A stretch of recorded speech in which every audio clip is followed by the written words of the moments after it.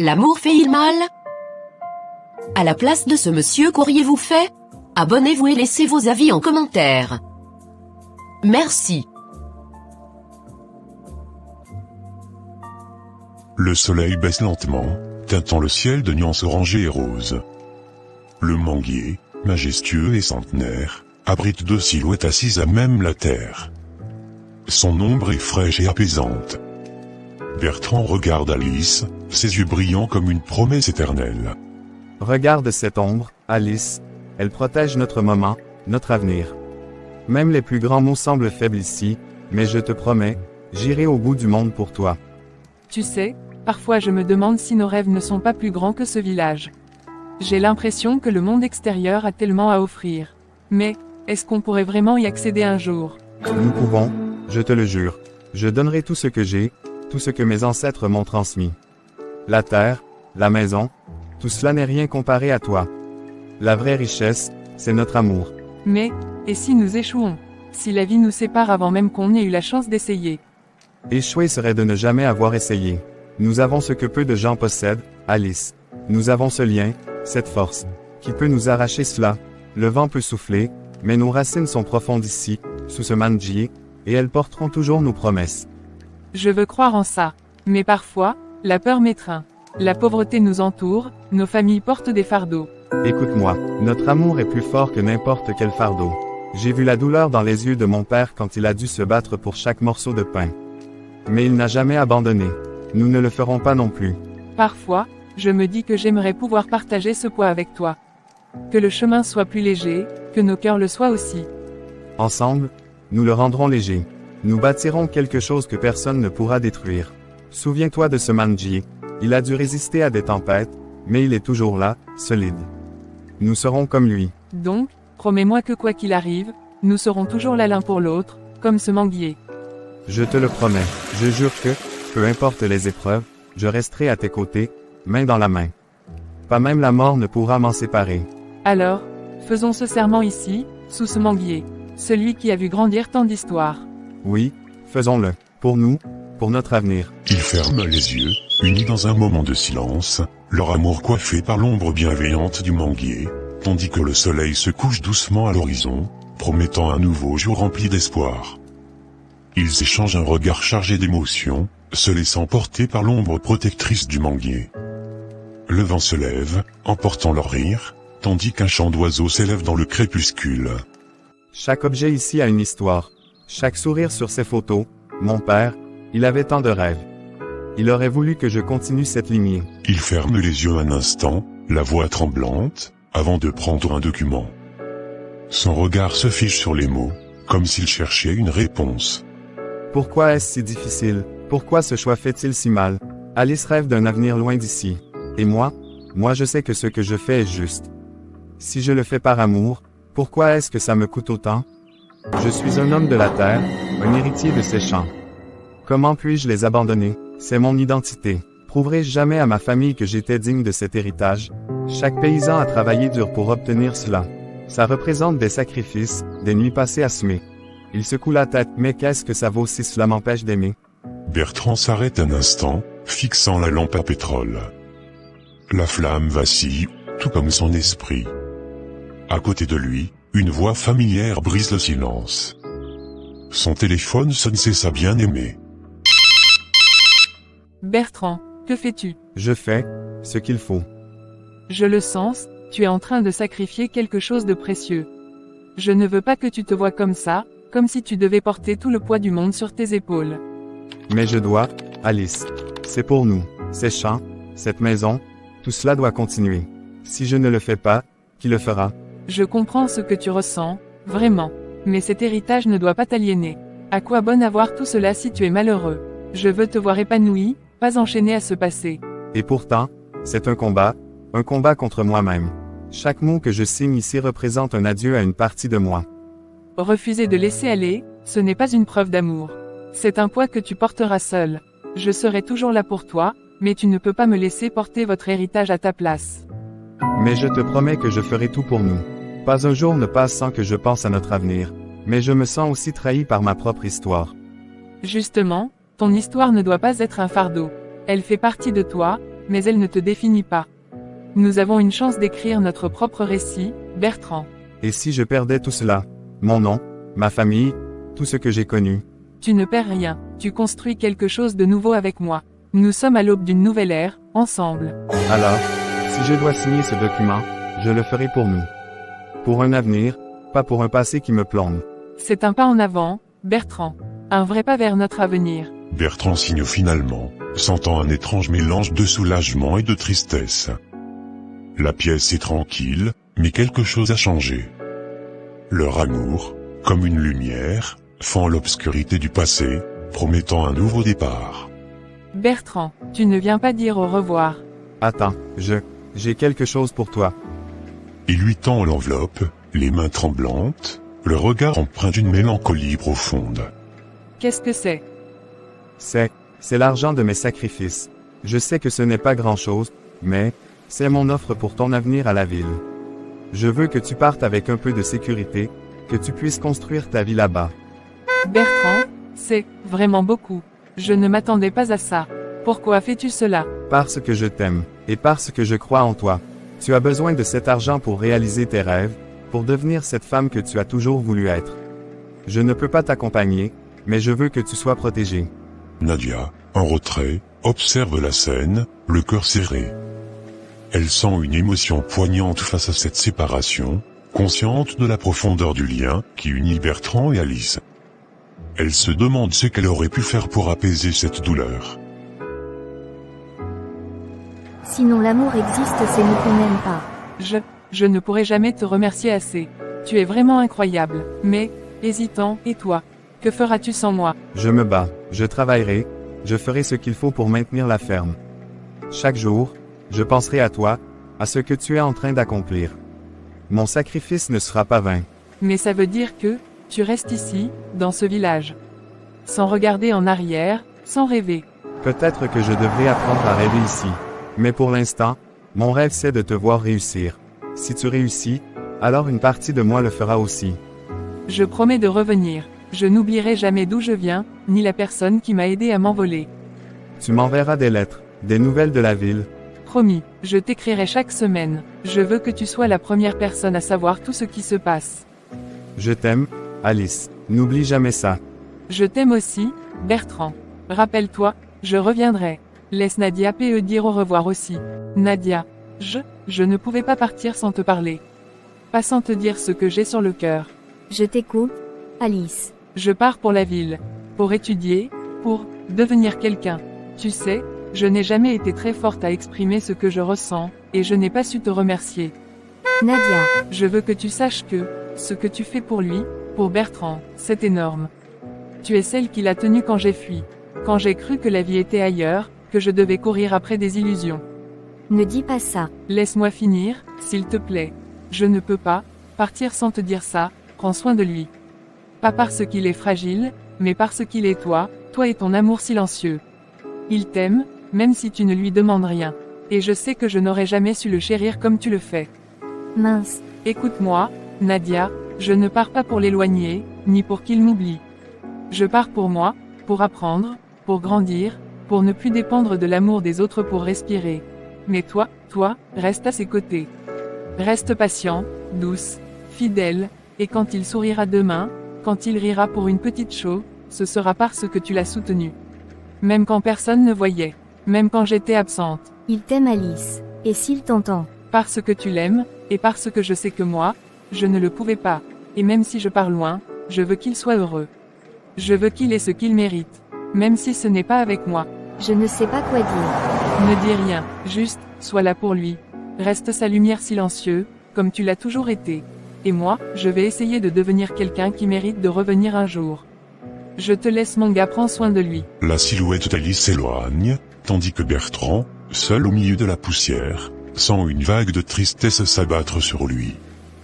Il reste là, la main levée dans le vide, regardant le bus disparaître dans le brouillard, le cœur lourd mais empli de leurs promesses, tout en sachant que chaque pas qu'elle fera vers son avenir la rapprochera aussi de lui, d'une manière ou d'une autre. Campus universitaire, jour. Les immeubles modernes, hauts et imposants, s'élèvent autour d'Alice, qui se promène dans des vêtements soigneusement choisis, symbole de sa nouvelle vie. Les rires résonnent autour d'elle, plus forts, plus étourdis que ceux du village. Les visages de ses nouveaux amis, au regard parfois hautain, l'encerclent, la poussant à se sentir à la fois à sa place et décalée. Soudain, son téléphone vibre. Elle consulte l'écran. C'est Bertrand. Elle hésite un instant, puis, d'un geste rapide, elle l'éteint. Son sourire change, se fige, et devient froid. Tout va bien, Alice. Tu sembles soudainement préoccupée. Oui, tout va bien. Juste, une vieille connaissance. Ah, l'ancien petit ami. Tu n'en parles jamais. C'est un peu mystérieux, non? C'est compliqué. Il vient d'un petit village. La vie ici, avec moi, c'est différent. Mais c'est ce que tu voulais, non? Une nouvelle vie, des opportunités. Oui, c'est vrai. Mais parfois, se souvenir de la simplicité de ma vie d'avant, ça fait un peu peur. Le bruit de la ville l'enveloppe, des voitures klaxonnent, des groupes d'étudiants rient en passant. Alice se sent tiraillée entre son passé et son présent. Elle regarde ses nouvelles amies, puis le sol, comme si une divergence s'est creusée entre elle et celle qui l'entoure. Si c'est trop compliqué, pourquoi ne pas l'oublier? Tu as tout un avenir qui t'attend ici. Tu peux choisir qui tu veux être. Pas si simple. Il m'a beaucoup apporté. Bertrand, c'est un homme bon. Il a sacrifié tant de choses pour me voir réussir. Mais ces sacrifices ne doivent pas te lier, Alice. Il ne doit pas te priver de ta liberté. Regarde autour de toi, tu as tout un monde à découvrir. Les rires autour d'elle se poursuivent, mais Alice se sent de plus en plus isolée. Son cœur est partagé entre son ancienne vie et celle qu'elle essaie de bâtir ici, dans cette ville vibrante mais exigeante. Je sais, mais chaque fois que je pense à lui, je me sens coupable. Comme si je trahissais quelque chose de précieux. La culpabilité ne sert à rien. À un moment donné, il faut choisir son propre bonheur. Et si je lui brisais le cœur en l'oubliant? Ces souvenirs de lui, ils me hantent. Ils restent en moi à chaque pas que je fais. Tu dois être honnête avec lui et avec toi-même. Ne laisse pas le passé définir ton présent. On est là pour toi. Peu importe le chemin que tu choisis, tu n'es pas seul. Mais sache que ici ce n'est pas facile. D'ailleurs notre amie Sonia pourrait avoir du travail pour toi. Mais où est-elle passée? Alice. Je suis tellement content que tu aies pu décrocher. Comment ça se passe là-bas? Oh, très bien, Bertrand. La ville est incroyable. Beaucoup plus simple que ta petite ferme. Je ne voulais pas dire que ta vie est simple. Je comprends que c'est différent pour toi. Je suis juste content que tu sois là, que tu puisses profiter de tout cela. Pourquoi tu ne peux pas comprendre? La vie ici, elle a un rythme, une vibration. Tu sais, ce n'est pas comme rester au village. Je sais que c'est différent, mais je t'écoute, j'essaie de comprendre. Quelle est cette vibration dont tu parles? Tu sais, tu as toujours ce même accent. C'est un peu désuet, Bertrand. Ça fait village, ouvrier, ça n'a pas vraiment sa place ici. Je n'ai pas l'intention de te paraître ridicule, je suis désolé si je t'agace. Ce n'était pas mon but. J'essaie d'être là pour toi. Sois là pour moi, qu'est-ce que cela signifie vraiment? Je ne peux pas te transporter avec moi dans mes rêves, Bertrand. Laisse-moi avancer sans traîner des boulets derrière. Je veux juste te soutenir. Je croyais que tu avais besoin de moi. Mais peut-être que je suis trop simple, trop limité, désolé. Alice, même si les choses sont différentes, je suis ici. Je veux comprendre. Je suis là pour toi. Bertrand, ce n'est pas que tu sois simple. C'est que tu restes accroché à un passé qui n'existe plus pour moi. Je pense toujours à toi, à tout ce que nous avons partagé. Tu es ma force, ma source d'inspiration. Sans toi, je suis comme une feuille dans le vent. Bertrand est assis au bord de son lit, le téléphone pressé contre son oreille, le souffle irrégulier. Il y a quelque chose dans son geste, dans son attitude, qui trahit plus que la peur d'aimer trop et de ne jamais être aimé en retour. De l'autre côté, la voix d'Alice résonne.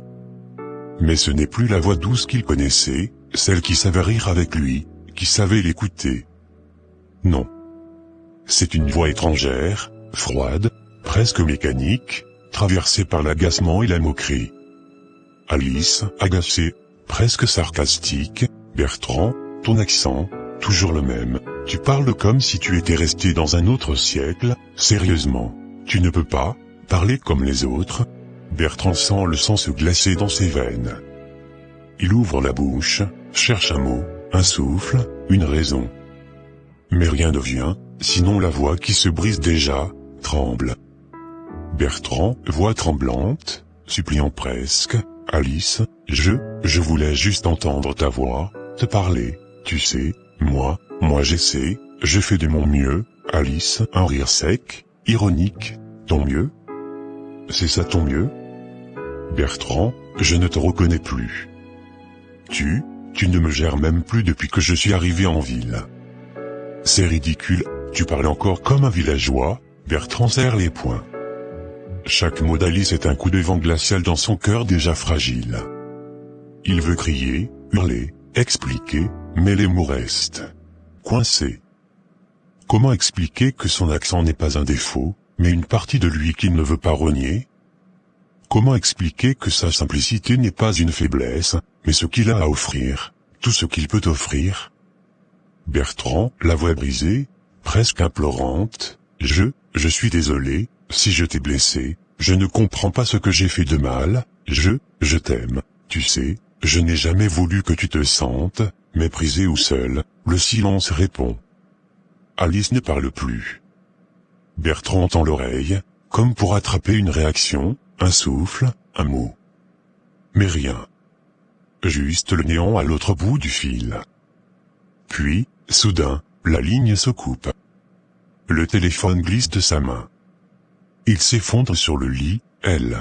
Le vent s'infiltre par la fenêtre, remuant les rideaux et la poussière. La chambre devient immense, glaciale. Il se sent minuscule.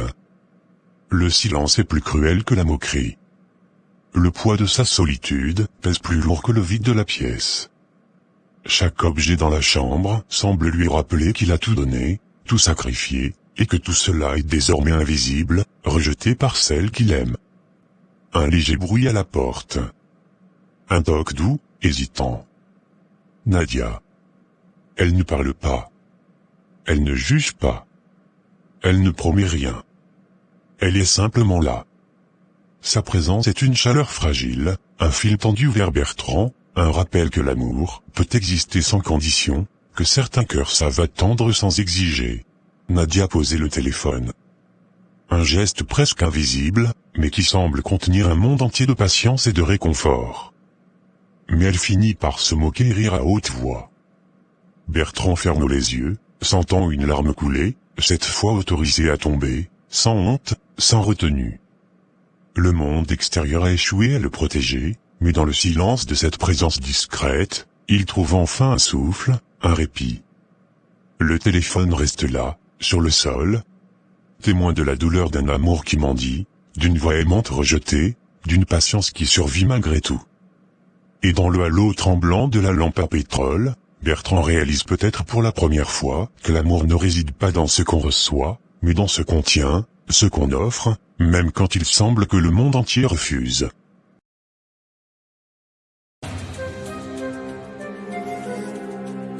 Un café tranquille, Martin et Aline sont assis à une table près de la fenêtre. Tu sais, Aline, je m'inquiète pour toi. Comment tu vas faire pour continuer tes études en ville sans argent? Je ne sais pas, Martin. C'est compliqué. J'ai toujours rêvé d'étudier en ville, mais les frais sont énormes. As-tu pensé à un job étudiant? Ça pourrait t'aider à couvrir les dépenses.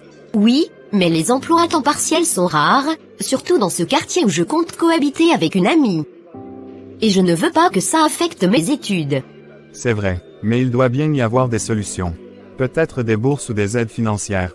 J'ai déjà regardé. Les bourses sont très compétitives, et je ne suis pas sûre de remplir tous les critères. Et si tu essayais de te rapprocher des professeurs? Ils pourraient avoir des conseils ou même des opportunités de travail. C'est une bonne idée. Mais j'ai aussi peur que ça ne change rien à notre situation. C'est comme si tout était contre moi en ce moment. Écoute, peu importe les obstacles, tu as toujours été forte. Tu trouveras une façon de t'en sortir. Le karma, tu sais, il finit toujours par récompenser ceux qui se battent. Tu as raison. Je vais essayer de garder espoir. Après tout, je crois encore que chaque effort compte. Bienvenue sur notre chaîne. Aimez. Et abonnez-vous. pour ne rien rater. Je vous aime. Maman, je ne sais pas si je peux continuer mes études. L'argent nous manque tellement. Ma chérie, je comprends que c'est difficile. Mais tu sais combien l'éducation est importante pour un avenir meilleur. Je le sais, mais chaque jour, je vois que nous n'avons pas les moyens de payer. Ça me fait mal de penser que je devrais abandonner. Écoute, Aline, la pauvreté peut être un obstacle, mais il existe des solutions. As-tu pensé à demander des bourses d'études ou à chercher un emploi à temps partiel? J'ai essayé, mais je n'ai pas eu de réponse. Je ne veux pas que mes rêves s'effondrent à cause de notre situation. Je sais que c'est dur. Mais rappelle-toi que chaque effort compte. Ne laisse pas la peur te priver de tes rêves. Je suis fier de toi, peu importe ce qui arrive. J'aimerais avoir ta force, maman. Je veux vraiment réussir, mais parfois, je me sens si seule dans ce combat. Tu n'es pas seule, Aline. Je suis là pour toi. Et n'oublie pas, le chemin peut être long, mais chaque pas en vaut la peine. Merci, maman. Je vais essayer de ne pas perdre espoir. Je veux me battre pour mes études. Aline, il faut que je te parle de quelque chose d'important. Qu'est-ce qu'il y a, Martin? Je ne peux plus cacher mes sentiments. Je t'aime, Aline. Je t'aime vraiment. Et ça me brise le cœur de te voir si triste à cause de tes études. Martin, je ne sais pas quoi dire. Je sais que la situation est difficile, mais je veux que tu continues. Tu as tellement de potentiel, et je ne laisserai pas la pauvreté t'empêcher de réaliser tes rêves. Mais comment? Je ne veux pas que tu te mettes en danger pour moi. Je suis prêt à me battre pour toi. Que ce soit en cherchant des solutions, en trouvant des bourses ou même en travaillant à tes côtés. Je crois en toi et en tes rêves. Tu es vraiment incroyable, Martin. Mais j'ai peur de te faire porter ce poids. Ce n'est pas un poids, c'est un choix. Je veux être à tes côtés, te soutenir. Ensemble, nous pouvons surmonter n'importe quel obstacle. Oui, je le ferai. Parce que je t'aime et je crois que tu es destiné à de grandes choses. Ne doute jamais de ça. Merci, Martin. Ta confiance en moi me donne de la force. Je vais essayer de me battre, pour moi et pour nous. Qu'est-ce que je devrais faire? Vendre l'héritage de ma famille, c'est une décision si lourde. Ces murs ont vu tant de souvenirs, tant de rires et de larmes. Mais si je ne fais rien, Aline risque de renoncer à ses rêves. Chaque pièce ici représente un morceau de mon histoire, de notre histoire. Mais qu'est-ce que cela vaut si Aline ne peut pas poursuivre ses études? Elle a tant de potentiel. Elle mérite cette chance. Regarde, papa, tu as toujours voulu que je prenne soin de notre héritage. Mais est-ce que cet héritage a encore un sens si je ne peux pas aider ceux que j'aime? Je sais que tu aurais voulu que je fasse ce qu'il faut, même si ça signifie sacrifier quelque chose de précieux. Vendre cette maison, c'est comme renoncer à une partie de moi. Mais Aline, elle a besoin de moi. Elle a besoin de cette opportunité. Et si je peux lui donner un avenir meilleur, alors peut-être que ça en vaut la peine. Je vais le faire. Je vais me battre pour elle. Peu importe ce que ça coûte. Parce qu'au fond, l'amour et les rêves valent bien plus que des pierres et des souvenirs. Aline, je suis prêt à tout pour toi. Aline est où? Allô? Martin. Je suis là. Aline, j'ai une grande nouvelle à te dire. Quoi? Dis-moi, Martin. J'ai trouvé l'argent dont tu as besoin pour partir en ville et t'inscrire à l'université. Vraiment? Tu es sérieux? C'est incroyable. Oui, c'est vrai. Tu peux quitter le village et commencer ce chapitre de ta vie. Oh, Martin, je n'arrive pas à croire que c'est enfin possible. Je vais pouvoir réaliser mes rêves. Je savais que tu le pouvais. Tu as tellement de potentiel. Merci, merci infiniment. Je ne sais pas comment te remercier. Je suis prête à commencer cette nouvelle aventure. Tu n'as rien à me remercier. C'est juste le début pour toi. Je vais tout donner là-bas, tu verras. Je vais travailler dur pour que ça en vaille la peine. Je n'en doute pas une seconde. Tu es faite pour réussir. Je cours annoncer la bonne nouvelle à maman. D'accord. Bonne nuit chérie. Bisous Martin. Aline tellement excitée. Ne cherche même pas la source de l'argent. Elle ne cherche pas à savoir comment son gars a eu de l'université. Quoi, demain? Mais comment est-ce possible? C'est Martin. Il a trouvé l'argent pour mes frais de scolarité. Je ne peux pas croire que ça arrive enfin. Aline, attends une minute. Tu veux dire que c'est lui qui va payer pour tes études? Oui, mais c'est super. Je vais pouvoir réaliser mon rêve. Non, ce n'est pas normal. Ce n'est pas à lui de le faire. C'est une lourde responsabilité pour un garçon de son âge. Mais maman, il veut m'aider. Il croit en moi. Je comprends, mais ce n'est pas sain pour ta relation. Tu ne devrais pas dépendre de lui pour ça. C'est ta vie et tes études. Je sais, mais je suis tellement reconnaissante. C'est une chance que je ne peux pas laisser passer. Je le sais, ma chérie. Mais il y a d'autres moyens. Tu pourrais chercher des bourses ou des emplois d'étudiants. Ne laisse pas quelqu'un d'autre décider de ton avenir. Je comprends, mais pour l'instant, j'ai besoin de cette opportunité. Je ne veux que le meilleur pour toi, Aline. Promets-moi de réfléchir à tout ça avant de prendre une décision finale. D'accord, maman. Je vais y penser. Mais je suis si excitée à l'idée de commencer cette nouvelle étape. Maman, écoute-moi. Je comprends tes inquiétudes à propos de Martin, mais laisse-moi t'expliquer. Je t'écoute, Aline. Mais je veux que tu saches que je ne suis pas à l'aise avec cette situation. Je sais. Mais Martin m'aime vraiment et il veut m'aider à réaliser mes rêves. Ce n'est pas juste une question d'argent, c'est aussi une question de soutien. Mais tu ne devrais pas dépendre de lui pour ton avenir. Je ne dépends pas de lui, maman. Je t'assure que je vais travailler dur. Mais cet argent me donne la chance de commencer mes études. Et si ça ne marche pas, que feras-tu alors? Je reviendrai ici, et je te promets que je vais épouser Martin après mes études. Je veux construire un avenir avec lui, mais d'abord, je dois me concentrer sur mes études. Tu es sérieuse, n'est-ce pas? Est-ce que tu penses vraiment à ça? Oui, maman. Je crois en notre amour, et je sais qu'il croit en moi. Je veux que tu sois fière de moi, que tu sois là pour voir tout ce que je peux accomplir. D'accord, Aline. Si tu es sûre de toi et que tu as réfléchi à tout ça, je vais accepter l'aide de Martin. Mais promets-moi de rester concentrée sur tes études. Merci, maman. Je te promets que je vais tout faire pour réussir. Je t'aime. On doit appeler Martin. Je lui dis merci. Martin, c'est la mère d'Aline. Madame, comment allez-vous? Je vais bien, merci. Je voulais vous appeler pour vous remercier. Aline m'a dit que vous l'aidez à financer ses études. Oh, c'est rien. Je veux juste qu'elle ait la chance de réaliser ses rêves. Vous ne pouvez pas imaginer à quel point cela signifie pour elle, et pour moi aussi. Vous êtes un jeune homme exceptionnel. Merci, madame. J'essaie simplement de faire ce qui est juste. Je prie pour que le Seigneur bénisse votre geste. Vous avez un grand cœur, et je suis reconnaissante que ma fille ait quelqu'un comme vous à ses côtés. Je ferai tout pour Aline. Elle mérite le meilleur. Je n'en doute pas. Je vous fais confiance. Prenez soin d'elle, et sachez que vous serez toujours le bienvenu ici. Merci beaucoup, madame. Cela compte beaucoup pour moi. Prenez soin de vous, Martin.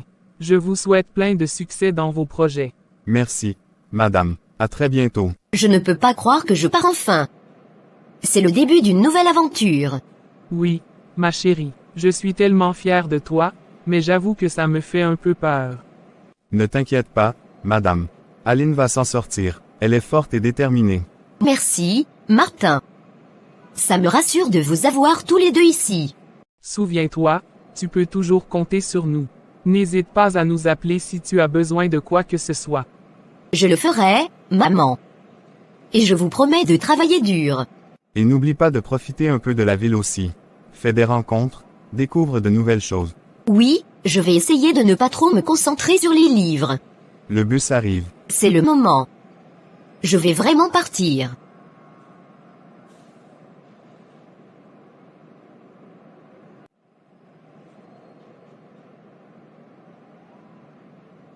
Que le Seigneur veille sur toi. Merci maman.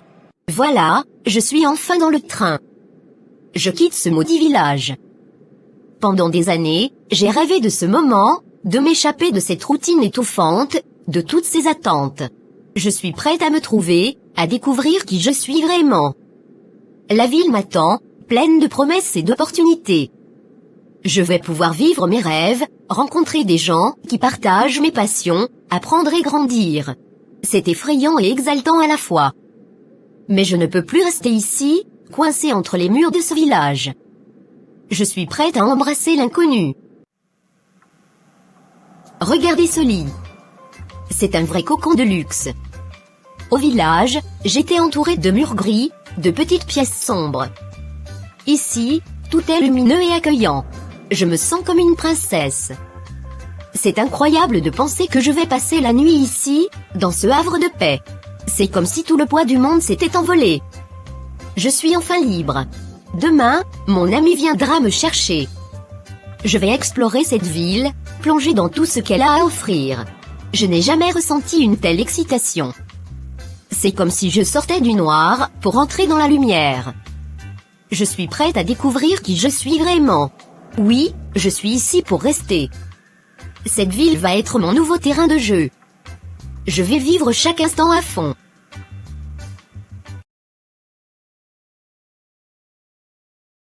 Et pendant qu'il apprenait à aimer en silence, elle apprenait à mépriser ce qui l'avait construite.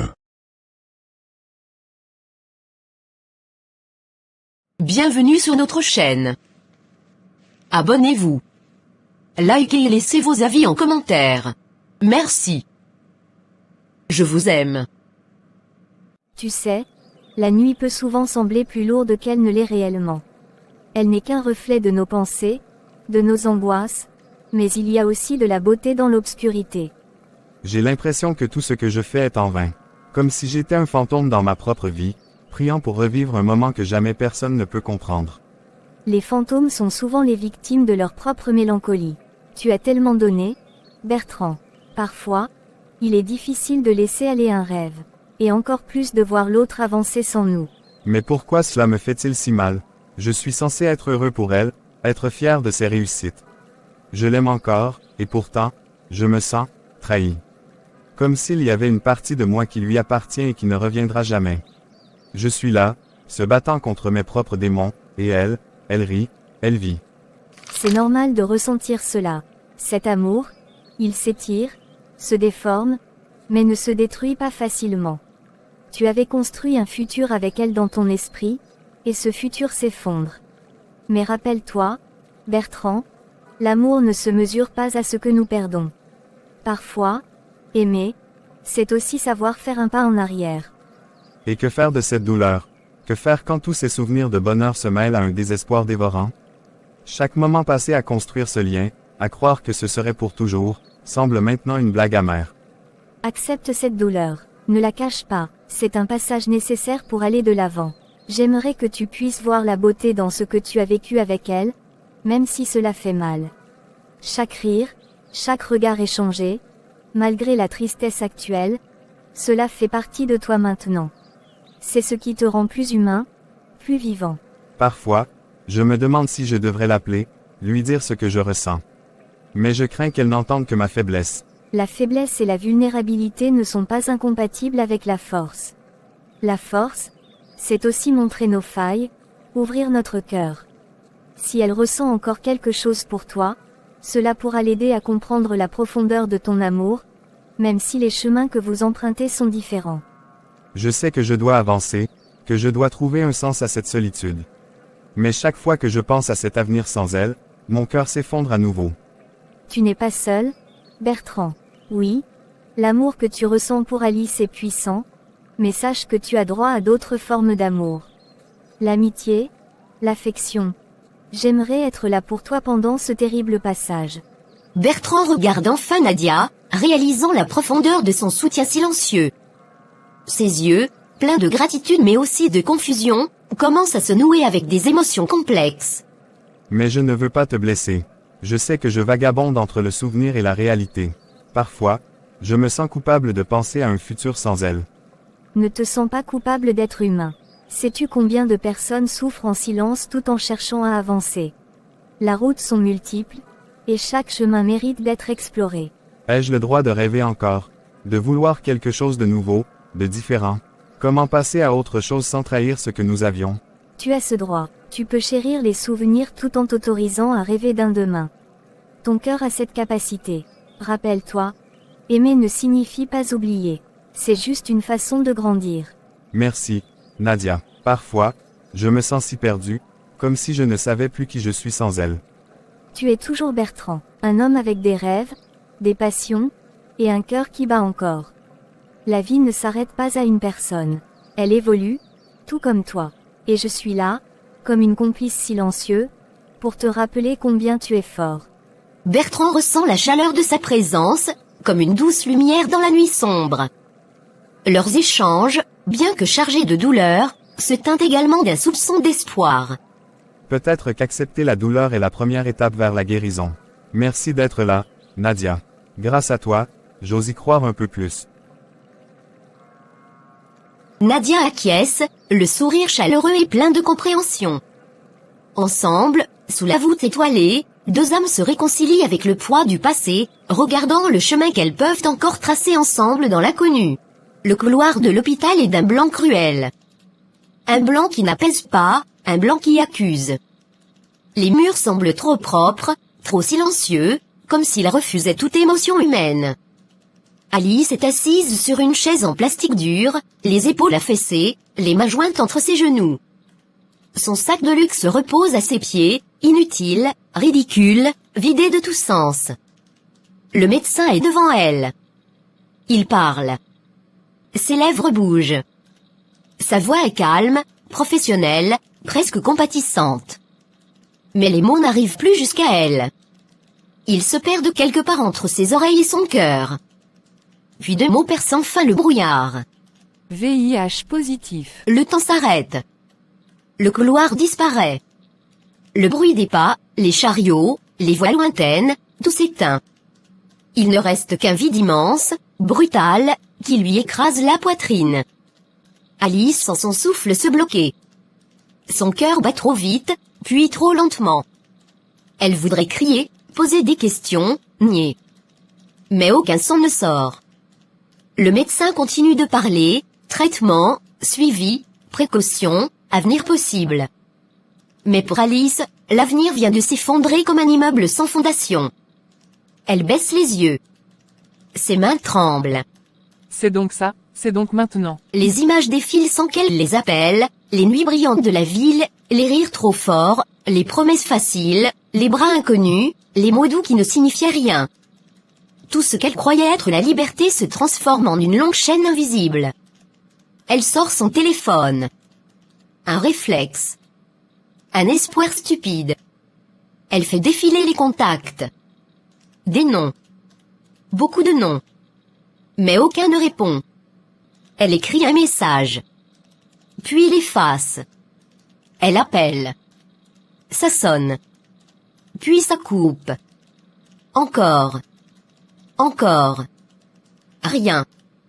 Les amis de la ville, ceux qui riaient avec elle, qui l'admiraient, qui la suivaient, ont disparu. Évaporés. Comme si sa douleur était contagieuse. Comme si elle était devenue un poids. Un rappel gênant de la réalité. Son écran s'éteint. Et pour la première fois depuis longtemps, un nom remonte doucement à la surface de son esprit. Bertrand. Son accent. Sa simplicité. Ses silences pleins d'amour. Ses appels qu'elle ignorait. Sa voix qu'elle trouvait trop village. Un nœud se forme dans sa gorge. C'est lui qui l'aimait sans calcul. Lui qui n'a jamais demandé autre chose que sa présence. Lui qu'elle a humilié sans comprendre qu'il était sa seule sécurité. Une larme coule. Puis une autre. Puis encore une. Alice porte une main à sa bouche pour étouffer un sanglot. Elle se plie légèrement en avant, comme si son corps ne pouvait plus soutenir le poids de ses choix. Pour la première fois, elle ne se sent plus belle, plus forte, plus désirée. Elle se sent seule. Terriblement seule. Et dans ce couloir blanc et froid, Alice comprend une vérité qu'elle a fui trop longtemps, ceux qui aiment vraiment ne font pas de bruit, et quand on les perd, il n'y a plus personne pour nous rattraper quand on tombe. Le médecin se lève doucement, lui laissant de l'espace.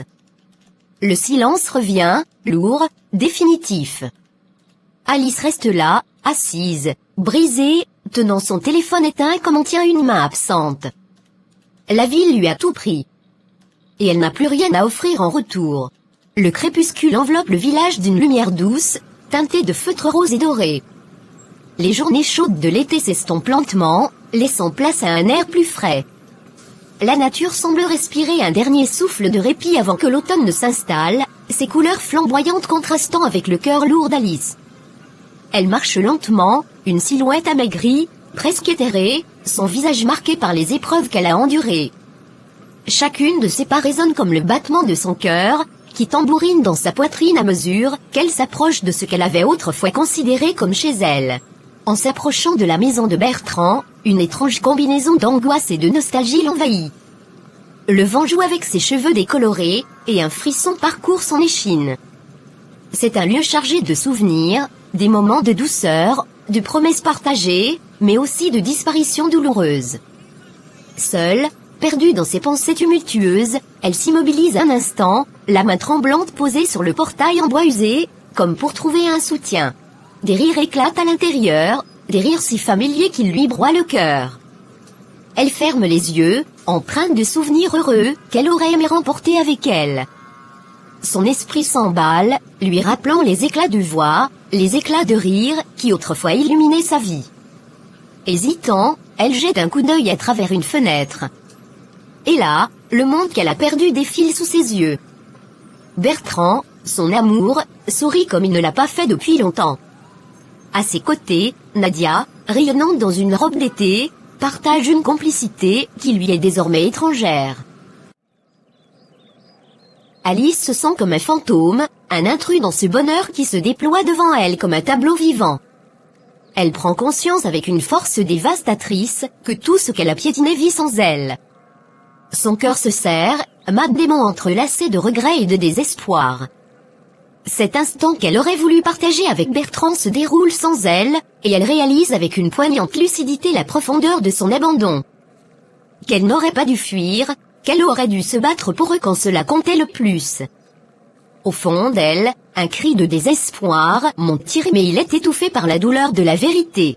Les rires à l'intérieur deviennent un écho lointain, un murmure brûlant d'amertume. Alice fait maintenant face à une mer de souvenirs bien rangés, un océan de ce qu'elle a perdu. Les moments de tendresse, les promesses murmurées à la lueur des étoiles, chaque éclat de bonheur partagé, tous se fondent maintenant dans une réalité qu'elle ne peut plus toucher. Quelle ironie de revenir dans un monde qu'elle avait quitté pour s'y sentir maintenant comme un étranger. Astérisque, les rires de Bertrand résonnent à nouveau, un mélange de joie et d'insouciance, un son qui lui crève le cœur. Elle se remémore leurs instants, leurs rêves tissés, les espoirs d'un futur ensemble. Mais tout cela appartient désormais à un passé révolu, et le bruit des rires lui rappelle à quel point il est en train de vivre ce qu'elle a abandonné. Elle réalise qu'elle a peut-être pris la mauvaise décision, que sa fuite n'a fait qu'ouvrir un gouffre entre eux, un espace où l'amour s'est éteint à petit feu, remplacé par la chaleur d'une nouvelle affection. Et là, sous ses yeux, se joue le tableau de ce qu'il pourrait être sans elle, rayonnant, heureux, uni dans une légèreté absolue. Astérisque, le vent souffle, à peine perceptible, comme un doux murmure, mais pour Alice, il représente un poids monumental. Ses yeux s'emplissent de larmes, et elle se dit qu'elle aurait pu, non, qu'elle aurait dû se battre. Elle ne peut pas changer le passé, mais cela ne la rend pas moins désireuse de faire partie de ce bonheur, d'être celle à qui Bertrand accorderait son affection, ses rires, son amour. Astérisque, trop tard, pense-t-elle avec une amertume glaciale, alors qu'elle recule lentement, sentant une douleur lancinante dans sa poitrine, une douleur qui semble la dévorer lentement. Elle a promené ses rêves dans un monde qui n'est plus le sien. Son visage, autrefois illuminé par l'espoir, se transforme en un masque de regret.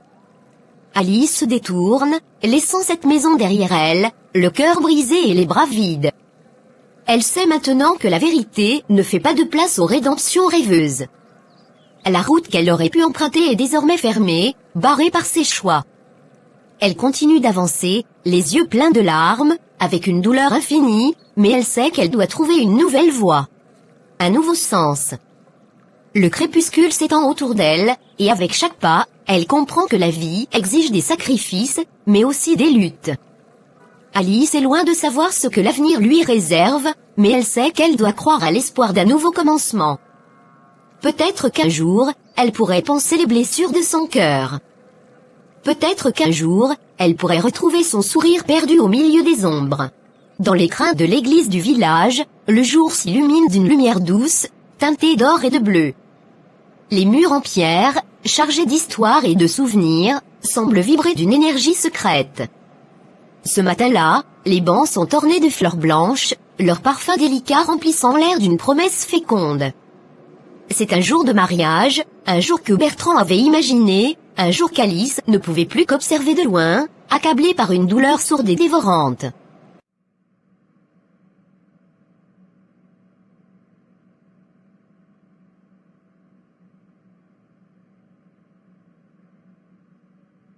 Bertrand, debout devant l'autel, émet une aura de sérénité. Son costume simple, mais soigné, souligne sa stature, tandis que la lumière joue sur son visage, révélant un éclat de bonheur naissant. Lorsqu'il tourne la tête, cherchant l'approbation, une vague de chaleur l'envahit. Il se rappelle les promesses et les sourires échangés avec Nadia, qui attend un peu plus loin. Elle est là, belle et radieuse, illuminant la pièce de son sourire. Pas de luxe ostentatoire, juste une tranquillité, une paix profonde qui semble envelopper toute l'assemblée. Alice, de l'autre côté, se tient dans l'ombre de la porte, un cri silencieux au fond de son être. Elle est méconnaissable, les traits émaciés, le regard embrumé par les larmes. Les souvenirs de son amour passé avec Bertrand la frappent de plein fouet, comme une tempête qui se déchaîne à l'intérieur d'elle, tandis qu'elle observe la scène de loin. La robe blanche, les rires, l'ambiance euphorique des invités, qui parfaitement s'accorde à l'espace sacré, chaque détail lui rappelle ce qu'elle a perdu. Personne ne se rend compte de sa présence, cette silhouette silencieuse dans le coin, perdue dans ses pensées. Personne ne la chasse, mais personne ne l'invite non plus. Comme une ombre errante, elle se sent piégée entre le passé, qu'elle chérit, et le présent qui l'épuise. Les rituels de la cérémonie se déroulent avec une fluidité harmonieuse, mais pour Alice, chaque instant semble se figer, son cœur s'enfonçant dans une douleur sans fin. Elle tente de se convaincre que sa présence ne sera pas nuisible. Peut-être que cela apportera un peu de réconfort, une forme de closure, alors qu'elle se tient là, balançant entre colère et regret. Mais tout gravitait autour de Bertrand et de sa nouvelle épouse, formant une bulle d'amour qui semblait la rejeter, l'enfermant dans une solitude écrasante. Les chants sacrés résonnent, se mêlant à des échos de promesses éternelles. Et la voix du prêtre, bienveillante et déterminée, l'enveloppe lentement dans une tristesse vibrante. Qui suis-je pour interférer ? Se demande-t-elle, tandis que le prêtre appelle Bertrand à faire ses vœux. La voix tremblante de l'homme qu'elle a aimé lui parvient, chaque mot comme une flèche qui transperce son cœur. Je te prends, Nadia, pour épouse, à travers les joies et les peines, pour le meilleur et le pire. Chaque syllabe résonne dans son esprit, le poids d'un amour passé se mêlant à une vie nouvelle qui commence à naître. Alice n'arrive pas à contrôler les larmes qui roulent le long de ses joues décolorées. Elle se sent comme un spectateur de sa propre vie, comme si chaque respiration qu'elle prenait était un rappel douloureux de tout ce qu'elle avait perdu. Elle se rappelle des moments passés sous le manguier, les promesses de deux cœurs insoucieux, bercés par des rêves d'un avenir radieux. À chaque ricanement qui s'élève dans l'église, elle ressent une partie d'elle se fracturer, s'éloigner dans les méandres d'une douleur si intime qu'elle ne peut l'exprimer. Les vœux se poursuivent, et l'assemblée s'émerveille devant la tendresse qui s'installe entre Bertrand et Nadia, leurs mains s'enlaçant comme deux âmes unies pour l'éternité. Une douce mélodie accompagne ces instants, mais pour Alice, chaque note est comme un murmure lui rappelant ce qu'elle a fuité. Les prières s'échangent, et le prêtre, avec sa voix résonnante, indique des bénédictions pour ce nouveau couple. Que l'amour grandisse en vous, que la tendresse soit votre guide, et que chaque jour soit un pas vers une vie pleine de bonheur. Dans cette pièce emplie d'harmonie, Alice se sent de plus en plus isolée, une stridente sensation d'inadéquation en elle. À ce moment, elle se rend compte que Dieu n'a pas parlé. Non, il n'y a pas eu un éclair, pas de voix tonnante lui révélant des vérités simples. Au lieu de cela, Dieu a laissé la vérité se déployer lentement, sans bruit. Il a permis aux émotions de s'épanouir, et en faisant taire son jugement, il a donné la liberté à chacun. Choisir son chemin. Une sagesse silencieuse, mais écrasante, la force qui l'a toujours enveloppée, lui faisant comprendre ce qu'elle a longtemps ignoré, la nécessité d'accepter son passé et d'apprendre à lâcher prise. Alice se rend compte, avec une clarté désarmante, que ses larmes ne font que célébrer tout ce qui a été, tout ce qui n'est plus. Elle sait désormais qu'elle doit laisser Bertrand être heureux, même si cela signifie qu'elle devra s'effacer. Elle doit lui laisser la possibilité de guérir, d'évoluer, sans elle. Quand le rite arrive à son terme et que le prêtre les déclare mari et femme, une nouvelle fraîcheur imprègne l'air. Alice ressent un tiraillement intense entre son cœur et son esprit, mais aussi un léger soulagement.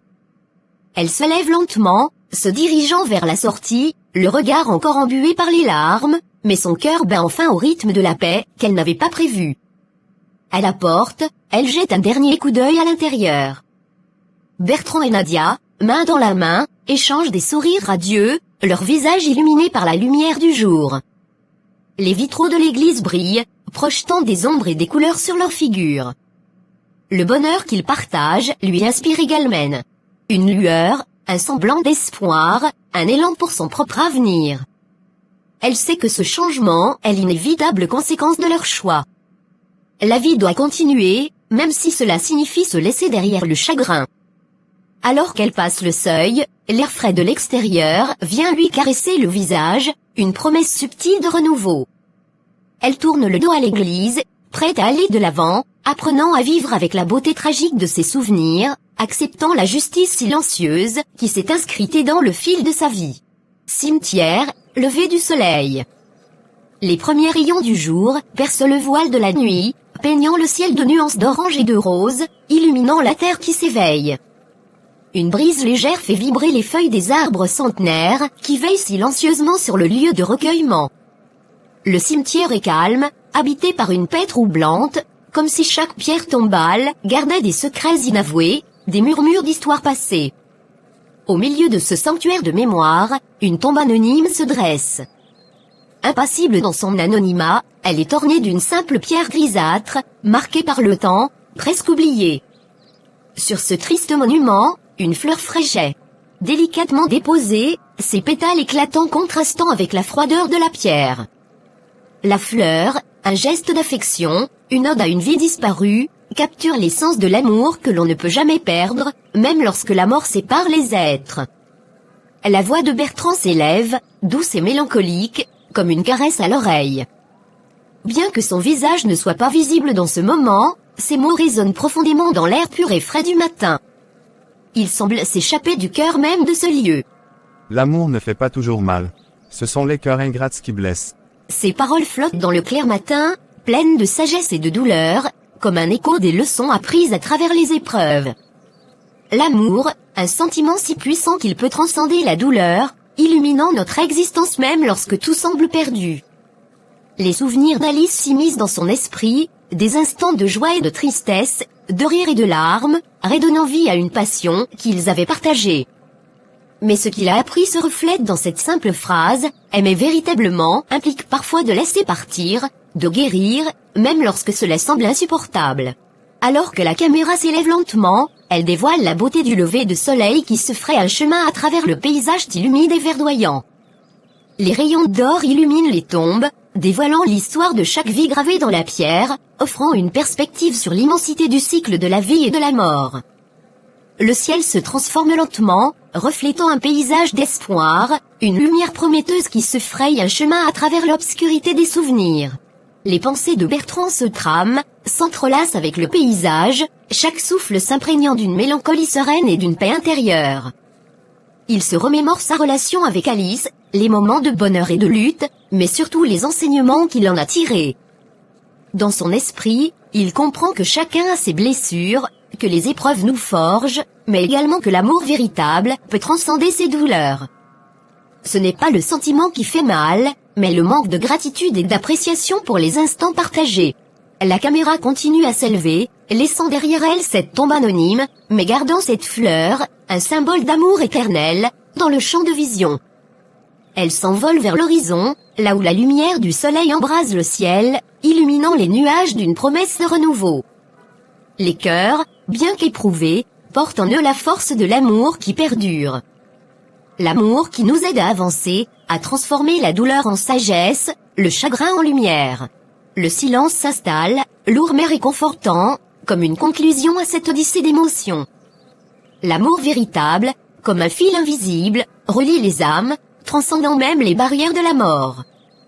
Dans ce moment de calme, chacun peut réévaluer sa propre histoire, apprendre à aimer avec un cœur plein de gratitude, non pas en ignorant la douleur, mais en l'acceptant comme une part intégrante du voyage des relations humaines. Un hommage à l'amour dans toutes ses nuances, une question éternelle sur la nature des sentiments humains, résonnant dans le silence qui suit, les ombres s'allongent lentement au cimetière, marquant la fin de la journée. Les clochettes des corbeaux résonnent à travers l'air frais du soir, un écho lugubre de la vie qui s'écoule. Bertrand, encore abasourdi par la réalité de la perte, se tient là, perdu dans ses pensées. Sa main caresse délicatement la fleur qu'il a déposée sur la tombe d'Alice, bien trop tôt disparue. Les souvenirs affluent en lui, et il sent le poids de la culpabilité peser sur ses épaules, lourd comme un roc. Il réfléchit à ses choix, à ses promesses, et à celles qui auraient dû être à ses côtés dans ces moments de tendresse infinie. Tout à coup, une silhouette familière se dessine au loin. La mère d'Alice, la tête haute, avance avec une détermination empreinte de tristesse. Son visage, marqué par le chagrin, exprime un mélange d'amour et de douleur. Elle s'approche de Bertrand, qui lève les yeux, surpris de la voir ici. Ils échangent un regard qui dit tout, une perte partagée, une douleur indomptable.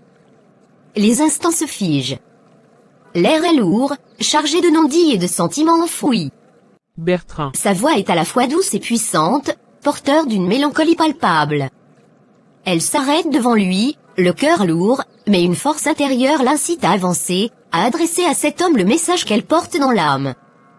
Bertrand, figé dans sa tristesse, ne sait pas quoi dire, mais son regard traduit un monde de regrets. J'ai longtemps hésité à venir te voir, mais je ne peux pas rester sur cette note. Il faut que je te parle. Les larmes montent aux yeux de Bertrand, mais il se contente de hocher la tête, invitant la mère d'Alice à poursuivre. Son regard se fixe sur la tombe, pris au piège entre les souvenirs du bonheur passé et la souffrance actuelle. Tu as tout sacrifié pour rendre ma fille heureuse, Bertrand.